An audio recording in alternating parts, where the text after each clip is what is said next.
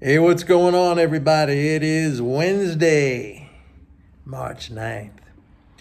Big rally in the market today. Not really sure why, other than we saw commodity prices pull back, oil came down, and not really sure why. I mean, there were some conversations about U.S. maybe doing a deal with Venezuela. The Iran talks are still ongoing, but like I said yesterday, that's very close. That's very close to a deal. The only thing that I guess threw the imminent signing of that deal into question was Russia's demand that it be stipulated in writing that whatever new JCPOA pact is agreed upon, it will not affect relations, trade relations, as they exist right now between Russia and Iran. So Sergei Lavrov, who is the Russian foreign minister, he said we got to have that in writing. And I'm not that sure. I mean, they're really, really close to a deal, and that could be signed basically right now. But I'm not that sure if the United States and its Western allies are going to go along with that. We'll see. We'll see. But I think there was some talk about, I don't know, Venezuela. Again, it's just, to me, it's a combination of hypocrisy, and it's just kind of a pathetic visual when the United States, goes around sanctioning to hell all these countries and now crawling back with its tail between its legs, begging Venezuela, which, by the way, there were sanctions put on food, on medicine, on humanitarian things. I mean, immoral. I think illegal and immoral. Why? Because we didn't like their government. All right, this is an ongoing story for this country. We didn't like the government of Vietnam. We didn't like the government it chose. So we decided you can't have that government. We don't like that government. So we went to war. 55,000 young Americans died in that war. Millions of Vietnamese died in that war. Anyway, you know the story. So the market bounced up. There was also news today. By the way, the market's just been very, very oversold. We do not know. Let me comment on something I said yesterday with regard to that Putin announcement that he was going to block exports of raw materials and commodities. We don't know what products are stipulated in that decree that he signed, and it still hasn't been mentioned. As far as I know right now, and as far as what I could ascertain from reading the news, the gas is still flowing to Germany. They're still buying the oil.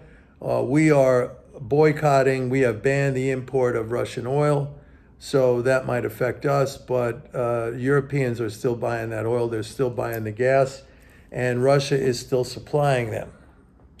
So I don't know what commodities or raw materials are encompassed in that decree, but I guess we'll find out sooner or later. You can't listen, folks. You cannot.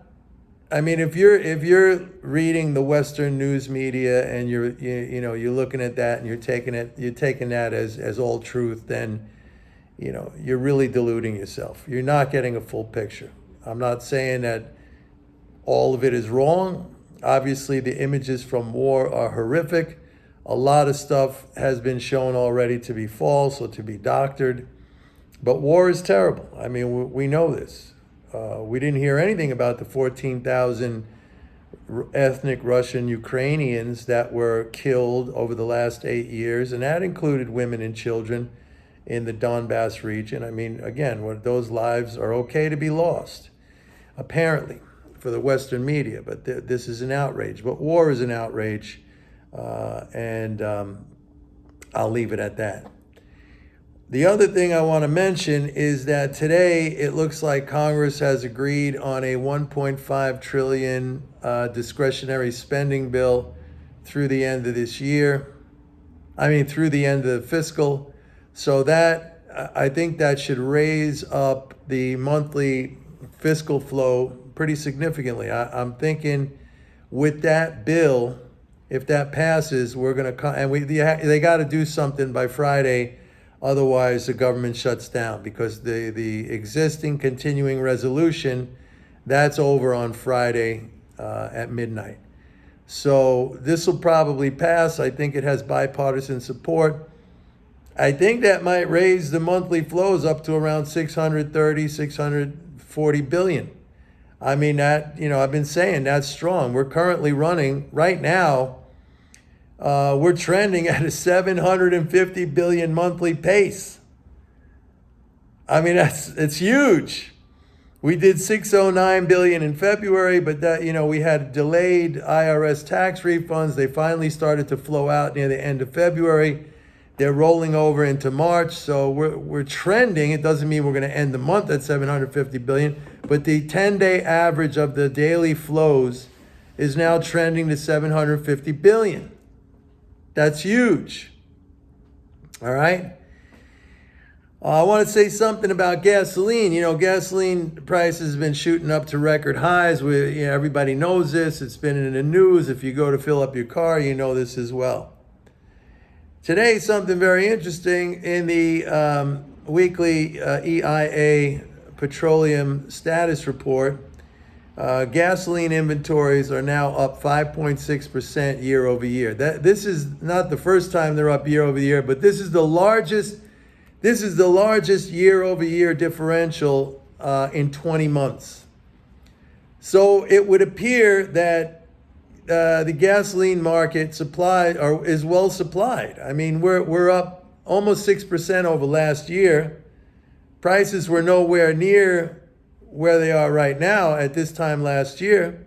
We have more gasoline this year than we did last year. So, I don't know. It just seems like some of this might be price gouging. Some of this might be hysteria. Some of this might be, the dealers, the distributors, and the oil companies just locking in a higher price. Don't forget, this EIA report reflects the week ending March 4th. So that was Friday, right? And now we're really seeing, big increases. So, I mean, most of last week, we weren't at these price levels. And we had more gasoline. Right now, there's more gasoline in this country in terms of inventories than there were at this time last year. Almost about 6% more gasoline. And we weren't anywhere near this price level. But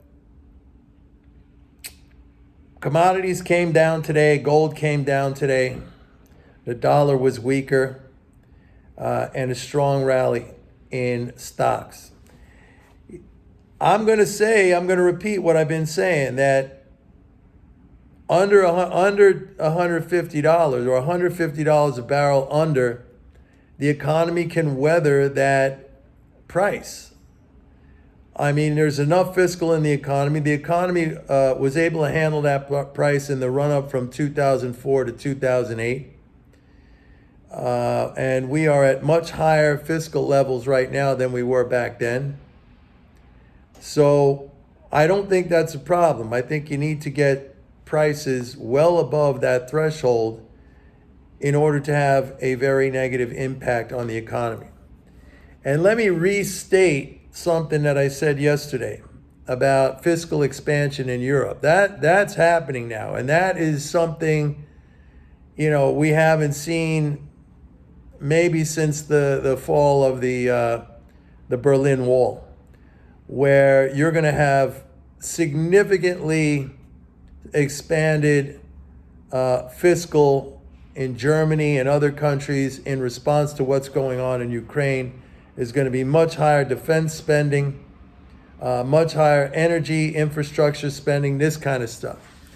So that is going to be a major stimulus for Europe, as long as things remain as they are right now. And what I mean by that is the continued energy flow from Russia to Germany. Again, I haven't heard anything about that being shut down or disrupted. So, but if it is, that would obviously have a very material impact on the German economy. But so far, I haven't heard anything to that extent. And that's, right now, we have the potential for a very big short covering rally. But the thing is, in this kind of environment where everything is in a state of flux because of the war, I mean, circumstances can change literally in minutes and overnight. And hostilities can get worse.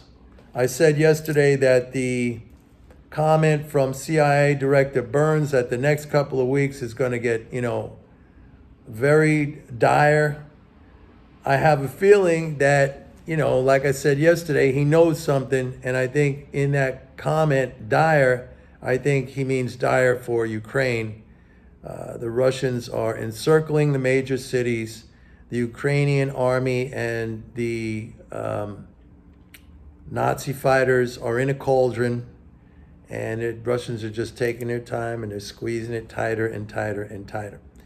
One thing that was exposed, and I find it to be kind of ironic in a sad way, there were discovered numerous bio labs in Ukraine.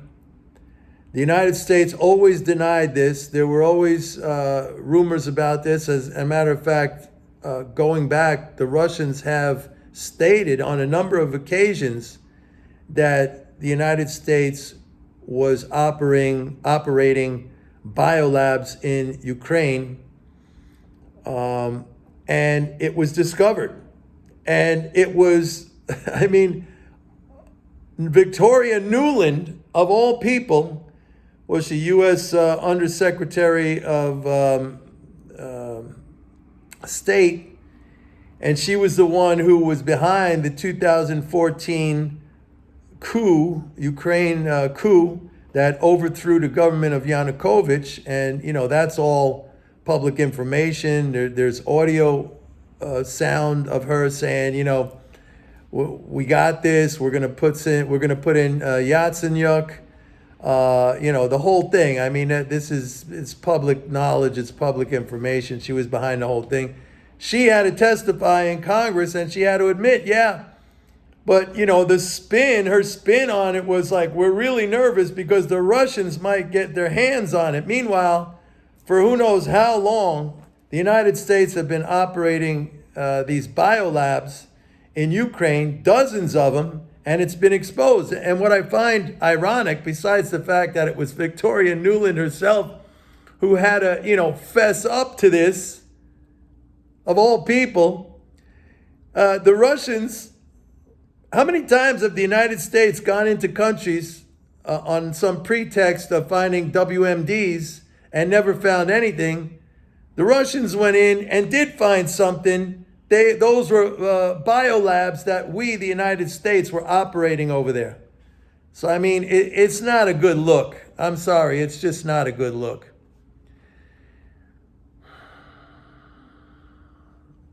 Wow. The old saying that the first thing to die in war is the truth. Maybe the first thing also to get exposed in war is the truth. We certainly see the truth now. U.S. operating bioweapons labs in Ukraine. After how many times accusing other nations of doing that, going in there and never finding anything. It's sad. It's awful. What else can I say? So right now, I think the psychological environment, again, and it's been this way, the psychological environment is definitely conducive to a stock market rally. Fiscal flows are strong. We're about to get a non-discretionary spending bill that will, I think, significantly up the monthly flows. We still got to deal with the Fed. That's next week, next Wednesday, when the Fed's going to hike interest rates. But I think a lot of that is already priced in. We'll see what they say about the forward outlook. But yeah, that's the update for now.